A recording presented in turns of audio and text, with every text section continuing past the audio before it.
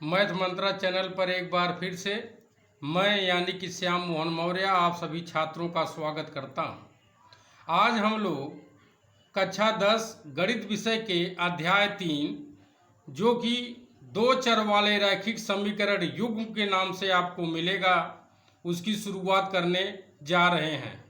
सर्वप्रथम हम देखते हैं प्रश्नों को हल करने से पहले दो चर वाले रैखिक समीकरण युग्म पर आधारित जो विशेष प्रकार के महत्वपूर्ण तथ्य हैं जिसके सहयोग से हम लोग दिए गए प्रश्नों को हल कर सकते हैं, सबसे पहले उस पर चर्चा करने जा रहे हैं। यानी कि आज हम लोग अध्याय 3 का जो थियरी बेस है मैथ का, जिसके आधार पर हम लोग आगे आने वाले प्रश्नों को हल करेंगे, सर्वप्रथम उनके बारे में जानते हैं, उनके परिभाषाओं को सीखते हैं, उदाहरण के द्वारा फिर उनको समझने का प्रयास भी करते हैं। तो जैसा कि आप लोगों को बताया गया कि पाठ का नाम है दो चर वाले रैखिक समीकरण युग्म, तो उससे पहले हम लोग सर्वप्रथम ये जानते हैं कि रैखिक समीकरण किसे कहते हैं। सर्वप्रथम इसी पे चर्चा करते हैं। हम जानते हैं कि एक ऐसा समीकरण जिसके चर राशि का घात 1 हो रैखिक समीकरण कहलाता है। एक ऐसा समीकरण जिसके चर राशि का घात 1 हो रैखिक समीकरण कहलाता है। तो एक चर वाला रैखिक समीकरण का उदाहरण इसका मानक समीकरण ax + b = 0 के रूप का होता है, जहां a और b वास्तविक संख्याएं हैं तथा ये कह रहे हैं कि a ≠ 0 है। जैसे 3x - 4 = 0, 2x + 5 = 0। यह क्या है? एक चर वाला रैखिक समीकरण है। क्यों है? क्योंकि यहाँ ध्यान से देखिए, दोनों ही समीकरण में हम लोगों को एक ही चर मिल रहा है और वह चर क्या है? यक्स है। अब हम लोग दो चर वाले रैखिक समीकरण के बारे में जानने का प्रयास करते हैं। ये कहते हैं कि वह समीकरण जिसको ax + by + c = 0 के रूप में रखा जा सकता है, जहां a, b और c वास्तविक संख्याएं हैं और a और b दोनों, ये कह रहे हैं दोनों एक साथ शून्य नहीं हो सकते हैं, दो चरों x और y में एक रैखिक समीकरण कहलाता है। तो ये आपका क्या है? मानक रूप है, या इसी को हम कहते हैं व्यापक रूप। तो सभी छात्र जानते रहेंगे, कई बार ऑब्जेक्टिव टाइप के क्वेश्चंस बनते हैं, उसमें आपसे पूछा जाता है कि दो चर वाले रैखिक समीकरण का व्यापक या मानक रूप क्या होता है।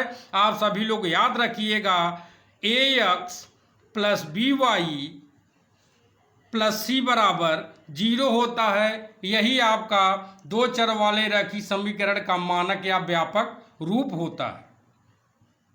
अब हम लोग आगे बढ़ते हैं। यहाँ पर देखिए एक नोट लिखा गया है, और नोट जब भी लिखा जाता है सभी छात्र ध्यान देंगे कि ये कुछ महत्वपूर्ण तथ्य होते हैं जिनको मैथ मंत्रा चैनल नोट के रूप में आप लोगों को बताने का प्रयास करता है।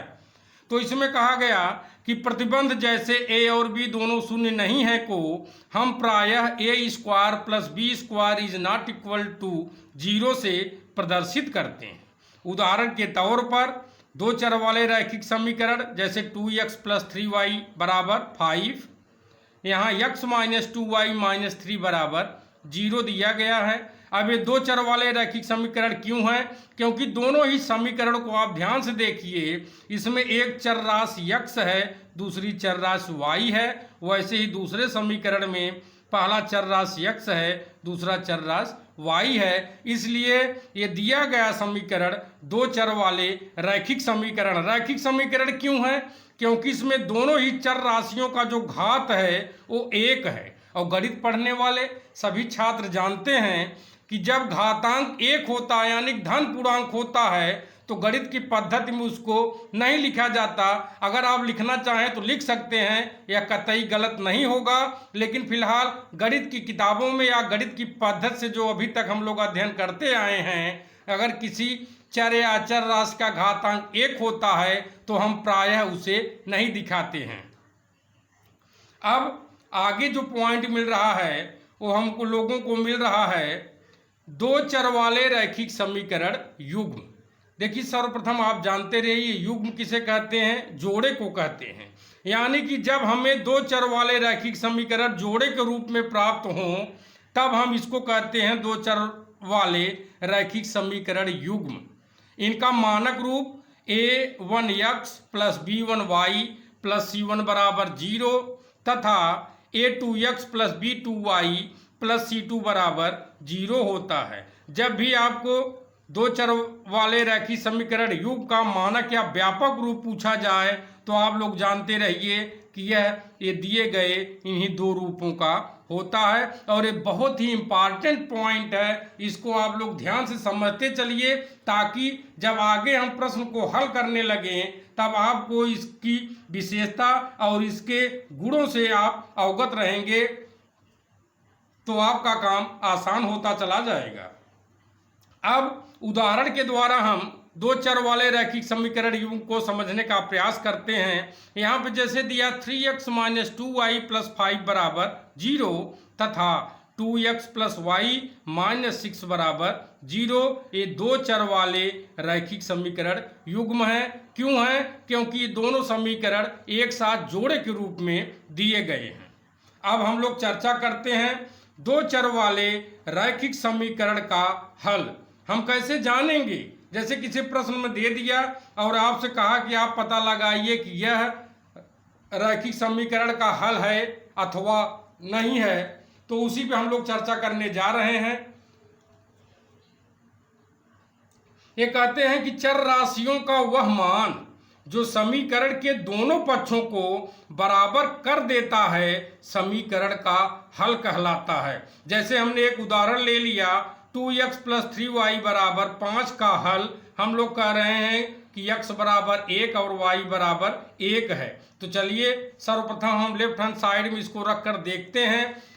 तो यहाँ लेफ्ट हैंड साइड में हमारे पास क्या है 2x प्लस 3y, तो हमने रखा 2x प्लस 3y बराबर 2 गुणे 1 क्योंकि x का मान 1 है प्लस 3 गुणे 1 क्योंकि y का मान 1 है। जब हम लोगों ने मल्टीप्लाई किया तो हमें मिला 2 प्लस 3 बराबर दोनों अगर हम जोड़ दें तो क्या मिलेगा 5 मिलेगा और 5 ही हमारा क्या है ये राइट हैंड साइड है। इसलिए हम कहेंगे कि समीकरण 2x प्लस 3y बराबर 5 का हल x बराबर 1 और y बराबर 1 है।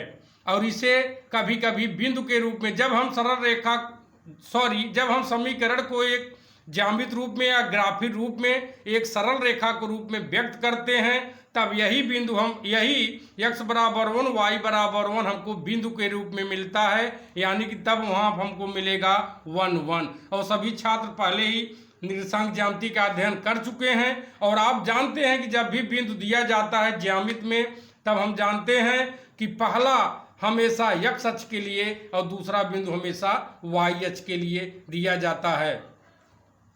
अब हम एक और समीकरण लेते हैं और यहाँ पर जैसे एक दिया गया है, इस तरह के प्रश्न एग्जाम में आपसे पूछे जाते हैं एक नंबर वाले क्वेश्चंस में, तो आप लोग इसको ध्यान से समझते चलिए। यहाँ कह रहे हैं समीकरण 2x प्लस 3y बराबर 5 दिया गया है में क्या बिंदु एक साथ रेखा पर स्थित है। तो जब भी ऐसा प्रश्न पूछे कि कोई एक समीकरण दे दे, एक आपसे बिंदु दे दे और आपसे कहे कि आप पता लगाइए या जांच कीजिए कि क्या यह बिंदु रेखा पर स्थित है, तब भी हम लोग वही काम करेंगे। सर्वप्रथम देखते हैं यदि यह दोनों बिंदु यानी पहला बिंदु हमेशा x के लिए दूसरा बिंदु y के लिए होता है तो हम लोग बाएं पक्ष से आगे बढ़ते हैं। बाएं पक्ष हमारा क्या है 2x प्लस 3y। अब 2 गुणे 1 x की वैल्यू हमने रखा प्लस 3 गुणे 7 यहाँ से y की वैल्यू हमने रखा। और यहाँ पर देखिए क्योंकि हम कह रहे हैं चूंकि x बराबर 1 y बराबर 7, अब हम मल्टीप्लाई करते हैं 2 एकम 2 प्लस 7 त्रिक 21, दोनों को जोड़ते हैं तो क्या मिल गया 23। और हमारा जबकि दाहिना पक्ष क्या है 5, हमको अगर 5 मिलता तब तो हम कह सकते थे कि यह बिंदु रेखा पर स्थित है, लेकिन यहाँ पर हमको 23 मिल गया। जब 23 मिला तो हम जानते हैं कि यह x और y का मान जो बिंदु के रूप में दिया गया है यह समीकरण का हल नहीं है। अगर यह समीकरण का हल नहीं है तब हम कहेंगे कि बिंदु एक साथ रेखा पर स्थित नहीं है। अगर बिंदु का मान यानी कि x जगह पहला, y की जगह दूसरा वैल्यू हम रख दें और दिया गया समीकरण का बायां पक्ष अगर दाहिने पक्ष के बराबर हो जाए तो हम कहेंगे कि यह बिंदु समीकरण के हल हैं। अगर वो बिंदु यानी कि x और y के मान समीकरण के हल हैं तो हम कहते हैं कि यह बिंदु रेखा पर स्थित है, अन्यथा हम कहेंगे यह बिंदु रेखा पर स्थित नहीं है। इसलिए बिंदु 1 और 7 रेखा पर स्थित नहीं है। अब एक बार फिर से महत्वपूर्ण बिंदु नोट के रूप में आप लोगों को दिखाया जा रहा है और सभी छात्र जो गणित पढ़ रहे हैं, मेरा उनसे अनुरोध है कि अगर आप वीडियो वॉच कर रहे हैं तो जो भी यहाँ पर थियरी बेस पढ़ाया जा रहा है आप कापी कलम लेके बैठ जाए कीजिए। वीडियो को रोक रोक करके आप लोग सारी चीज़ों को व्यवस्थित ढंग से अपने नोटबुक पर लिखते जाइए। अगर आप तुरंत नहीं लिख पा रहे हैं तो इस वीडियो को डाउनलोड कर लीजिए। जब भी आपके पास समय मिले, समय निकाल करके इनको अपने नोटबुक पर लिखते चलिए, ताकि भविष्य में आपको जब भी आप प्रश्नों का रिवाइजन करने लगे यानी कि रिपीट करने लगे, दोहराने लगे अपने सभी प्रश्नावली को, तो ये थियरी आप लोगों के प्रश्नावली को दोहराने में मददगार साबित होंगे। अब हम लोग आगे बढ़ते हैं, देखते हैं नोट के रूप में फिर से लिखा गया, दो चरों वाले रैखिक समीकरण ax plus B Y plus C बराबर 0 का प्रत्येक हल इस समीकरण को निरूपित करने वाली रेखा पर स्थित एक बिंदु होता है। इसके बारे में हम लोग पहले ही चर्चा कर चुके हैं, यानी कि जो भी x और y का जो भी मान यानी समीकरण का जो हल होगा वो निश्चित रूप से रेखा पर ही स्थित होगा।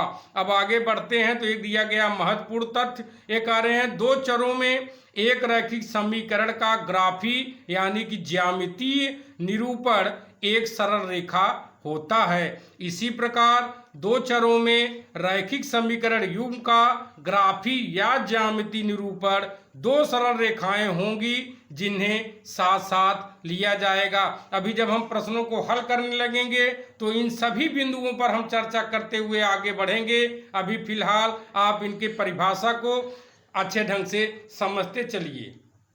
अब हम लोग आगे बढ़ते हैं। ये कह रहे हैं कि एक तल में दो रेखाएं दिए होने पर क्या क्या प्रतिबंध हमको मिल सकता है, क्या क्या हमको प्राप्त हो सकता है। ये कह रहे हैं कि एक तल में यदि दो रेखाएं दी हों तो निम्न में से केवल एक ही संभावना हो सकती है। तो यहाँ पर इन्होंने तीन संभावना दिया है, लेकिन इनमें से कह रहे हैं केवल एक ही संभावना हो सकती है। जैसे पहला हम देखते हैं तो कहते हैं कि दोनों रेखाएं एक बिंदु पर प्रतिच्छेदित करेंगी, यानी कि एक तल में अगर आपको दो रेखाएं दी गई हैं तो पहला कंडीशन कह रहे हैं कि दोनों रेखाएं एक बिंदु पर एक दूसरे को प्रतिच्छेदित कर सकती हैं। जैसे कि हमने एक उदाहरण लिया, दो रेखा लिया, एक रेखा AB दूसरी रेखा CD। तो हम यहाँ पर देख रहे हैं कि ये दोनों रेखाएं एक बिंदु पर एक दूसरे को प्रतिच्छेदित कर रही हैं, यानी कि काट रही हैं। और किस रूप की हो सकती हैं दोनों रेखाएं, तो कह रहे हैं अगर दोनों रेखाएं एक दूसरे को प्रतिच्छेदित नहीं करेंगी तो पॉइंट नंबर 2 में इन्होंने कहा कि दोनों रेखाएं समांतर होंगी, अर्थात प्रतिच्छेद नहीं करेंगी, यानी कि एक दूसरे को नहीं काटती हैं। तो हम कक्षा 9 में भी पढ़ चुके हैं कि यदि दो रेखाएं एक दूसरे को कभी न काटें तो वे दोनों रेखाएं सदैव समांतर होती हैं। तो यहाँ पर हमने दो रेखा लिया है AB और CD, तो यहाँ आप देख सकते हैं कि ये दोनों रेखाएं समांतर हैं। अब तीसरा कंडीशन दे रहे हैं कि दोनों रेखाएं समपाती होंगी।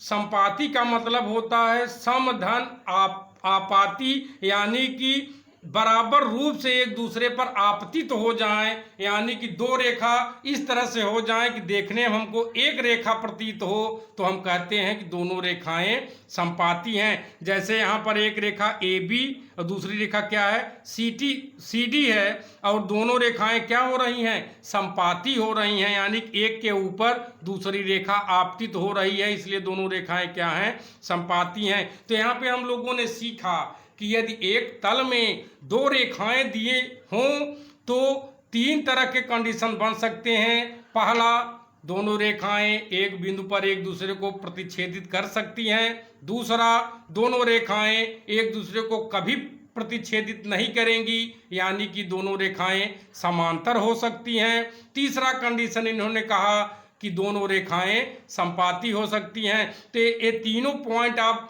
बना के रखिएगा, ध्यान से पढ़िएगा, समझते रहिएगा, क्योंकि आगे आने वाले जितने भी चैप्टर्स हैं या थियरी हैं, खास करके पार्ट 3 में इनका यूज होना है, प्रयोग होना है। इसलिए आप अभी से इन सबको ध्यान से पढ़ते जाइए और नोटबुक पर सब थियरी को नोट करते जाइए, या फिर वीडियो को डाउनलोड करके जब भी आपको समय मिले आप अपना नोटबुक बना सकते हैं। आज आप लोगों ने समय दिया, वीडियो को वॉच किया और महत्वपूर्ण तथ्य जो प्रश्नावली 3 पर आधारित हैं उनको समझने का प्रयास किया।